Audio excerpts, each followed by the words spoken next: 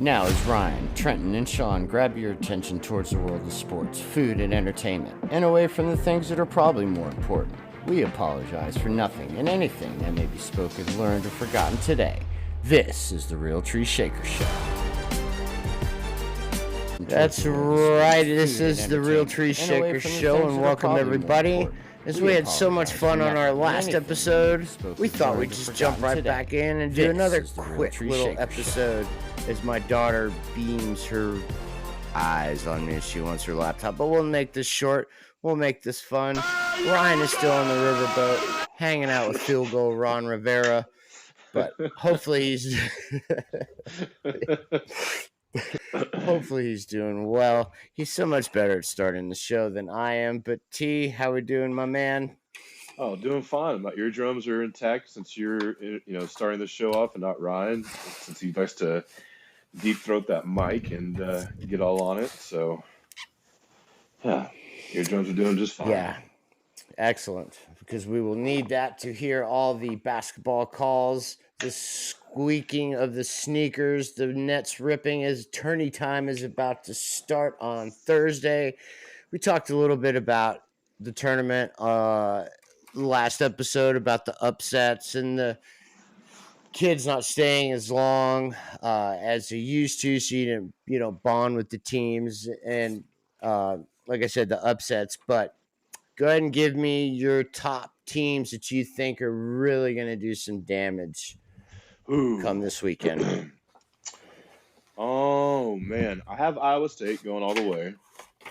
I think what I witnessed in the Big 12 tournament and the championship game when they took down Houston by 30 or close to 30, if I'm not mistaken. I think the tournament is solely based on teams coming in hot. If you're not necessarily, a UConn or a number 1 seed or maybe even a number 2 seed, the teams that come in hot and they come in with confidence, the tournament's all about runs. And so if you are playing with, like, say, you don't have the pressure on you to be like, okay, well, this team's expected to win. I think that's where upsets start to happen. So I like Iowa State, even though they're number 2, the 2 seed. I just like them to kind of run the gauntlet there. I kind of like this McNeese State team. I think they're playing Gonzaga first round. I don't have my bracket pulled up in front of me, which I guess I can. But I think they're playing Gonzaga first round, and they have that dude that can dunk like crazy. But at the same time, that's not what the team's about. They got a bunch of different weapons and can score and keep up. So that's a team to kind of keep an eye on, I would feel. And I think a lot of people have mentioned this Grand Canyon team. I don't know too much about them, but I think they're also a 12th seed. Yeah, you're right. McNeese State is a 12, by the way. McNeese is a 12. Okay. Yeah. And yeah, I'm kind of interested to see if they can make a little run there like that. And then I'm also kind of curious about this dude from Nebraska. Like I said, the Japanese Steph Curry is what he's being labeled as. And, I'm just kind of curious if he can kind of make, like I said, you get one person going, you build the confidence up in the teams, and they start running, man. You can, upsets can happen, and, miracles can happen. So I think there's going to be several upsets. I don't think anybody's safe. I do think the North Carolinas and the UConns and such will advance. I don't know about Kansas. I have Kansas losing to Samford in the first round, and a couple of mine already. So, yeah, that seems to be a popular upset pick. One of the popular ones. A lot of people are on that. Yeah, that's for sure. I picked it before I even watched or read anything. And first thing I was watching was I don't know if it was the ESPN bracket challenge or if it was a different one, but yeah, it was ESPN. And bam, that was like the first thing the guy said, and I was like, okay, well, I guess I'm not the only one. But like I said, I think they're getting one of their players back. So I don't know if that necessarily is going to help the cause there, but uh, I still don't trust them. They didn't play all that great during the regular season, so I'm down to just stick with that upset. Yeah, but they still have Bill Self, and Bill Self's a really good coach, especially this No time of doubt. year. There's no But doubt in that. there's been some years where Kansas gets upset, but that happens to the big program, and it's like like you were saying with Grand Canyon and McNeese State, the 12 seeds. There's always a 12 that beats a 5. Yep. You know, so it's which one happens? Is it Which 2? one's Is it it going to be? 1? I don't know. Right. I feel like Gonzaga is the one this year that's going to happen to. Even though they're usually one of the teams that always does really well in the tournament, I can't remember what the stat I saw with them, how many consecutive tournaments they've made now. I think it's like 24 or something crazy like that. And but yeah, I don't think they've been as strong as they have in years past. And I think they could be the one that gets upset. Yeah. Well, the 2 12s you listed, and then they're going against St. Mary's and Gonzaga, so they're both from the West, the same Uh-huh. conference, and St. Mary's has beaten Gonzaga 2 of the 3 times, and St. Mary's only lost since like December was Gonzaga. So both those teams kind of on the even plane, and it's weird to see Gonzaga as a 5 seed because the last few years, they've had a good run of regular seasons where they've had the 1 or 2 seed.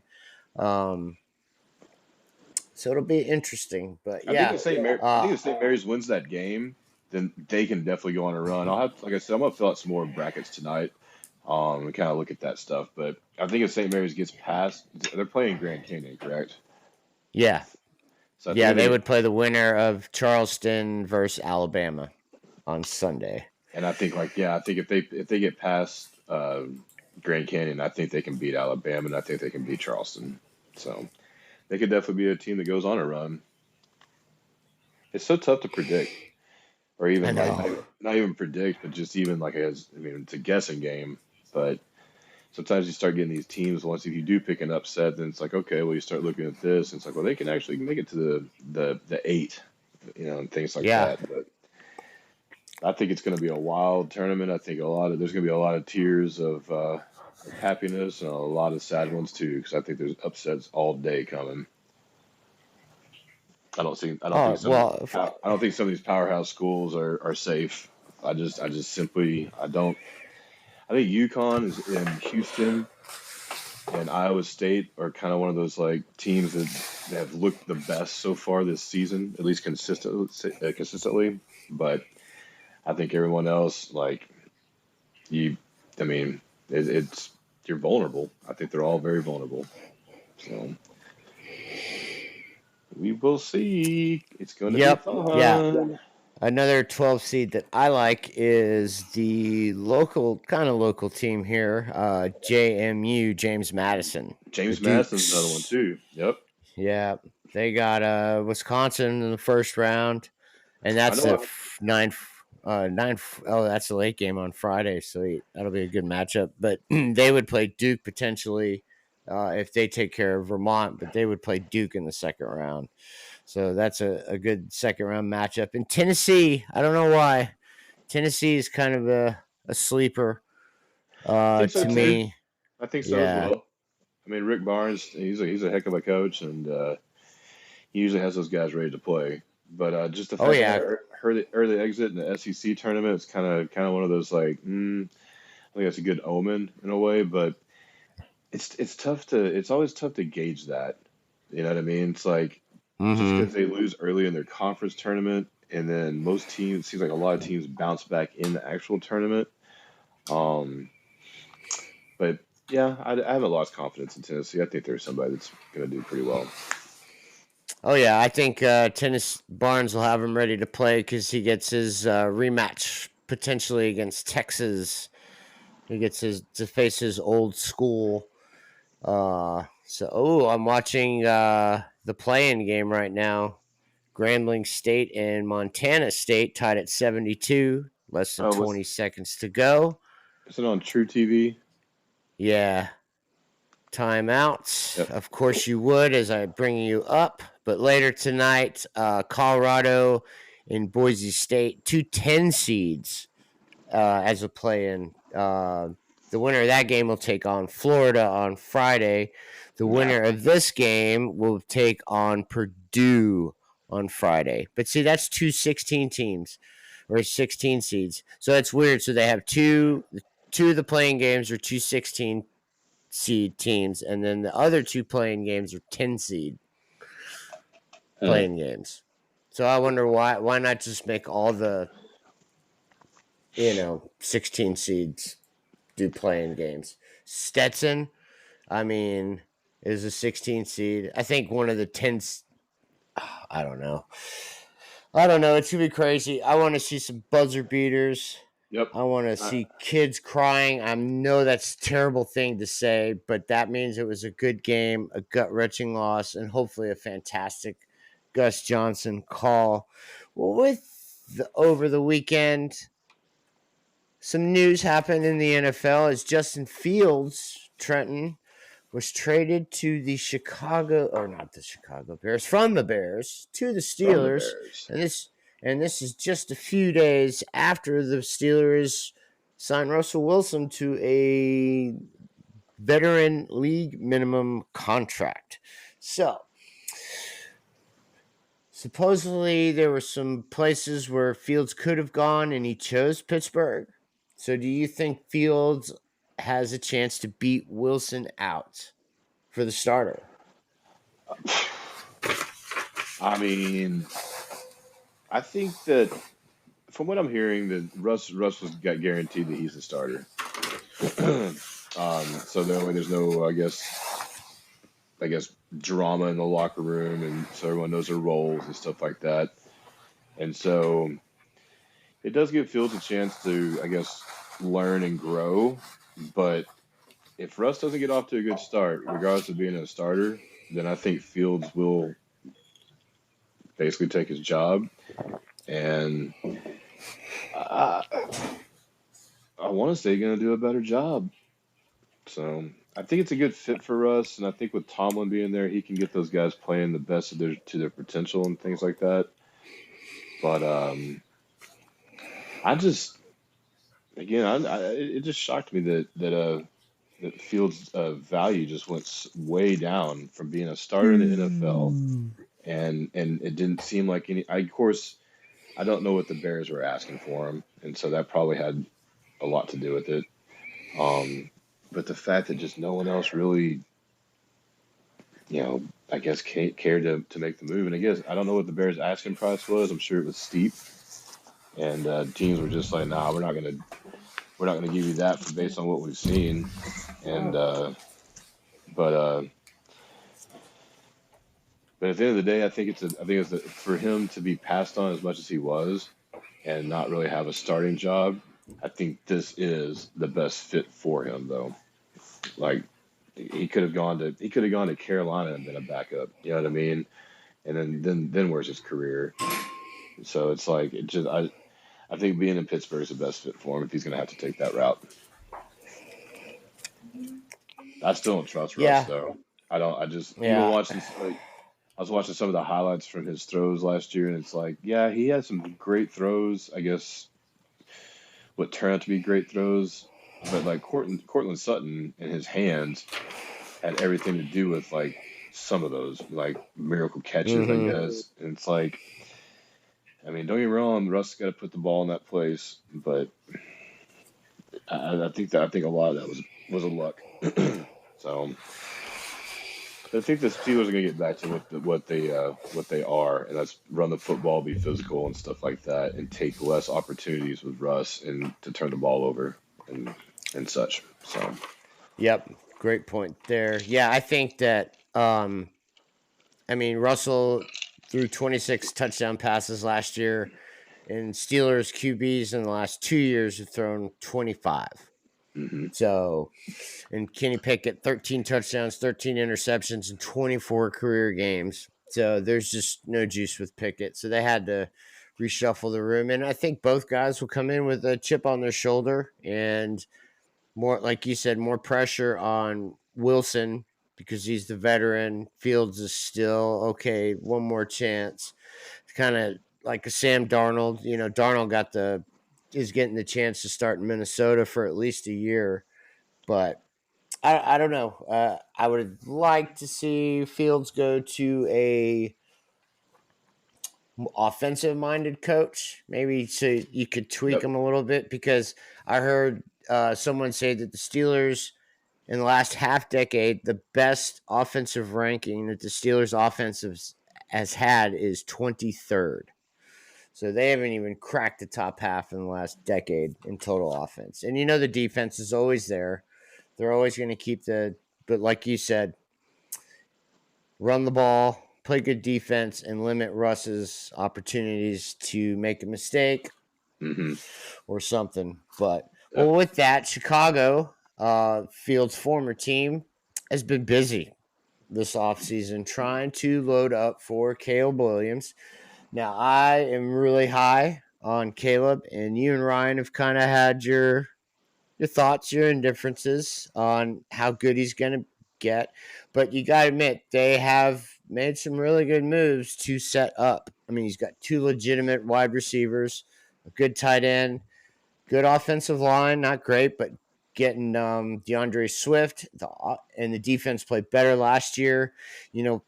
This team won 7 games last year. So, they are picking number 1, but we have to remember that that's Carolina's pick.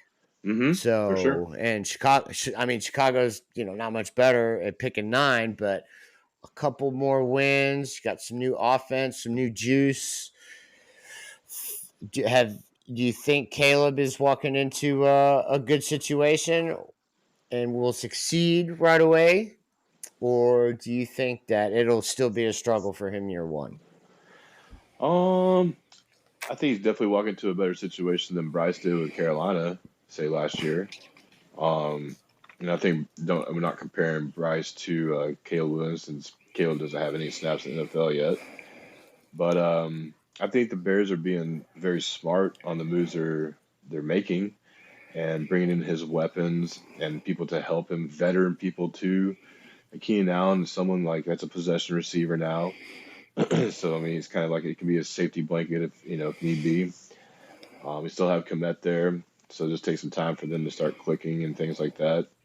But from what I'm understanding, I work with a guy that's from Chicago, and from what I'm understanding, like the offensive line needs some help, and so I don't know if they've addressed that to the fullest needs that they need to protect him. And for myself, that would be number one. Is like make sure the line's good so you can A, protect him, and 2, run the football. And because Swift's one of those guys, yes, he's elusive. He can get you a 1,000-yard season. I don't know if he's good for 1,500 or anything like that, but if you have the right line in play, I think then yes, he can be because he's one of those guys that likes to catch the ball out of the backfield too. Yep. But yeah, good point. But I mean, I think they're trending in the right direction though. And for as far as me, it's tough whenever like you see these quarterbacks in college play the way they do, and and just of course social media and stuff like that are going to beat up Caleb on how he says and does things or whatever it may be, and so it's like can you believe everything that's on there? I don't think so, and but I just it's always one of those things where everyone puts all this hype into something, excuse me, or someone. And much like we've pointed out and looked at numbers, it's like how many of them have actually succeeded? So it's like, do you take this particular one that's all hyped up, or do you go, you know what, I'm going to take a couple steps back and get all these extra pieces and take someone that you can maybe possibly develop since you have 4 or 5, say 6 quarterbacks in this particular draft. So that's why I'm not completely sold on him as being like the next big thing. I think some of those plays he made in college, running around and throwing the ball on the willy nilly, will catch up to him in the NFL. So Yeah, but I don't know. He had his pro day today where he was throwing, and Looked pretty good. Looked pretty. I mean, Yeah, 95 touchdowns in the last 2 years. I mean, no doubt, and I just no felt doubt, no doubt. he, I watch these quarterbacks. Since I started watching this kid, just had to try to watch every USC game I could. And if I couldn't see it live, I would definitely tape it so I could just watch, USC on offense because the defense sucked because in their losses this year, they gave up 42 points a game. Yeah, So Caleb ridiculous. was trying to have to, keep this team in the game. And I think the kid just played his guts off, maybe a little too much in the social media, other extra stuff, with doing commercials and stuff like that. I'm not real big on doing too much of it. Yeah, I do a couple commercials, but Yeah. stick on what you're supposed to do. But I think he's going to come in, and I think he'll have his struggles. Every rookie quarterback does, and unfortunately for him, he's going up against what C.J. Stroud did last year. And is Caleb better than C.J. Stroud coming out of Mm-hmm. college? I think so, Mm-hmm. yes. But uh, it's just it like we talked about. It's like the situation you go to helps immensely, and like you said, Chicago has done some moves in the offseason, but they do need to keep addressing the offensive line, build depth because, it's rare that a starting 5 week one is the same starting offense, even in like offensive line in like week 7, so beef it up, let the kid have some growing pains, and I think they're going to be pretty good. I mean, they got 2 number 1 wide receivers with Mm-hmm. Allen and DJ Moore, so it's going to be fun to watch. And so over the weekend, the Vikings picked up an additional first round pick as they made a trade with the Houston Texans. So now the Vikings Mm-hmm. own 11 and 23 in the first round. They're moving up to get a quarterback. How high do you think Minnesota is going to go?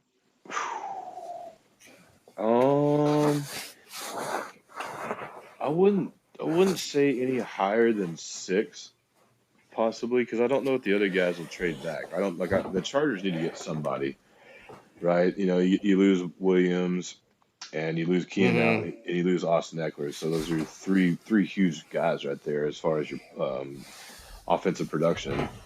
Not that Williams is on the field all the time, but at least when he was, he had an impact.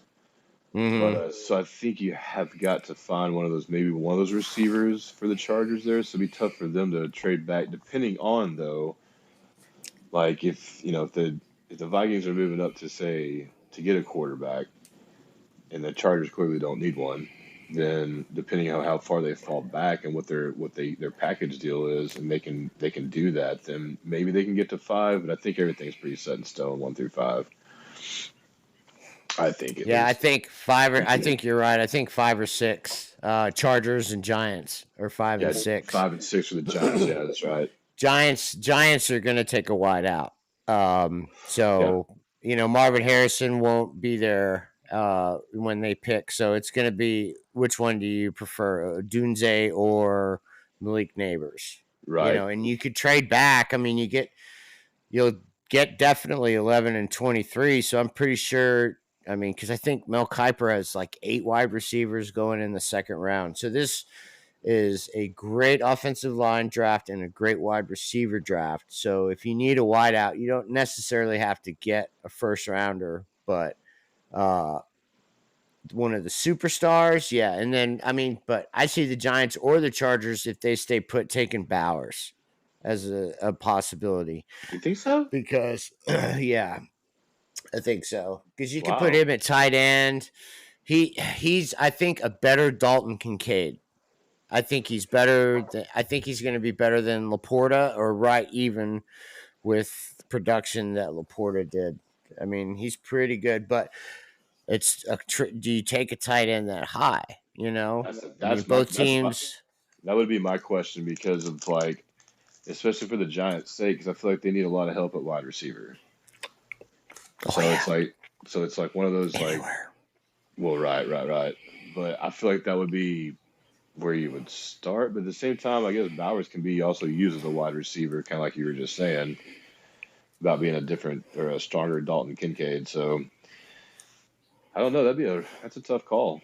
It's a tough call. What I would do there, I really don't Well, know. I would love for the Giants to trade up to get Caleb, but I don't think the draft capital is worth losing. But I think if Minnesota comes calling, you can because the Giants solidified their defensive line. They're gonna have one of the best D lines with Thibodeau, Burns on the outside, and sexy Dexter Lawrence, sexy Dexy going up the Sec- middle, Sexy and Dexy. Bobby O'Keefe.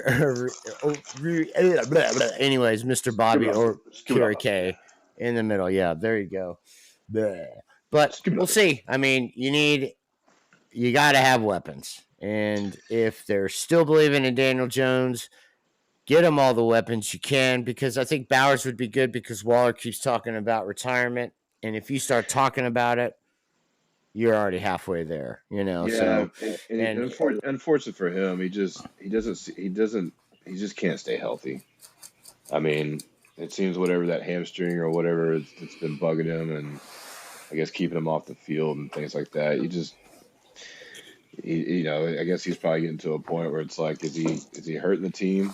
Because if he's taking up a roster spot in capital, then it's like I'd I'd probably bail out too to a certain point, especially if there's not much of a bright future there. So, but I don't know, it's kind of a tough call for the Giants, though. I think they're in kind of a limbo situation where what do you do? Like, where do you go? And either way, hopefully they can get somebody that's gonna help Daniel Jones and what or because they're stuck with him. You know what I mean? They just chose to give him the money and not Saquon, and so you kind of have to work with what you got. Which I don't. If they can protect him, I don't think he's a terrible quarterback. I don't think he's necessarily one of these. He's not top 10 or something right now, but I mean, he's if had you get flashes. he's had flashes of it, so get him some help and some weapons, and let's see what happens. But mainly get him some protection. They can protect him, Yeah, then I think that would help a lot. Much like he's been beat up a lot. much like in Mando Land. So and again, I can't lie. I feel like they've done a pretty good job in the free agent market and setting up their new, I guess, start to their organization kind of thing. But again, I think just you got to protect the quarterback and you got to run the football a little bit. You can't Who's the just pick at two? pick it two.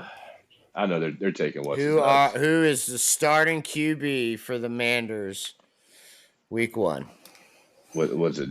Jaden Daniels. There's no doubt. There's no doubt. over Drake May? I think so. Just based on I think just sometimes based on just the overall because I mean people now are looking at like there's Mahomes, right? He's kind of the gunslinger type and still has some mobility about him, right? He's a one in a lifetime or one in a not a lifetime but one in a decade kind of player, much like Tom and stuff was. But so people look at that and then they go, okay, well you got that particular talent. But people still looking for that Lamar Jackson kind of quarterback. And so when you have those legs and you can do all that, I think that trumps you over, say, a Drake May, which I prefer to have May, I think. But the fact that like that kid Daniels, man, he's kind of like Anthony Richardson, It's like he's gonna make plays and he's gonna score touchdowns and he's gonna do a lot of what you don't expect him to do, and it's gonna be a great thing. Will it be consistent? I think that's the question. So, have a tough call. Yeah. Oh, I can't wait. I can't wait for the draft. And there's always surprise trades. You never know. I mean, I think the Jets could be a big player in the draft. I set a reminder to fill out a couple more brackets. Yep. So, but yeah, it's a crapshoot. I mean, whether from quarterbacks, any of these players, I mean, half the league is undrafted. Like we were chatting the other day about like there's some quarterbacks that have come from big programs, Michigan. I won't say Ohio State because nobody really has done anything from Ohio State except for CJ Stroud. But, you got your Elway came from Stanford. Yeah, Montana was from Notre Dame, but Montana was, I think, a third-round pick. So the first-round picks that, they come from these great schools, they're playing with other five-star recruits, the other best player from their state. So, of course, it's going to be easier. And, you're going to look great because you're throwing to the fastest guys, the biggest guys, the most purest athletic. So I think these other quarterbacks, because you look at what Roethlisberger from Miami of Ohio, Drew Brees from Purdue, Philip Rivers, NC State. There's tons. Yeah, Brady went to Michigan, but he's a 6th-round pick, so there wasn't much expectation. So the draft is such a crapshoot, and it's just phenomenal and it's great. But real quick, I know the NBA playoffs are coming. Grambling State has won their game, by the way. I see that. Congrats To them. Congratulations. Yep. You got a tournament win. Although I don't get the playoff game or play-in game. I don't. Just keep it at 64. I get it for the I guess for these other smaller conferences to have a game so someone can try to get in. So I get that. I don't understand the 10 seed play-in game though. Kind of like you were saying. Yeah. That doesn't make any sense to me. Yep. Congratulations, Grambling State. You get to face the player of the year in Zach Edey and Purdue. Best of luck to you. So we'll see how they do. Right. Yep. That is correct. So NBA playoffs coming around. Any team that you like that's kind of starting to turn it up? I mean, I think the Mavs can do some noise or make some noise, but because they're starting to kind of click, they're starting to. I mean, I guess they've been clicking, but I mean, especially right now, and just the way they're playing, where Luke is not necessarily the star of the show, and they're starting to play like a team effort and team ball, which is really good. I think the Suns have been slipping, even though they had the big three. I think they can make a run, but. Yeah, I don't know. I like the Mavs over the Suns in that particular matchup, or if I was just guessing in who would advance. But I think at the end of the day, though, I think the Nuggets. I mean, I know it's the Nuggets and the Wolves, and that was a great game last night. And the Wolves fell a little short. I missed it. But I think like those two teams like that are probably the favorites. I mean, I don't see anybody in the West. I don't see the Lakers making a run. I don't see Golden State being able to. They're just not clicking the way they used to. And I just think the Nuggets and T-Wolves are just a better teams. So, but I like that. T-Wolves been playing pretty good without Karl Anthony Towns. Anthony Edwards is finally kids emerging, and with this huge dunk that he had the other night. Oh, that thing was sick. Absolutely sick. Unbelievable. Kid is just unbelievable. Kid's great. And I seem to have lost Trenton. All of a sudden, he just fell out. But anyways, the T-Wolves are on the rise. That was a really good game. I hope to watch it. I did tape it. I am kind of a nerd.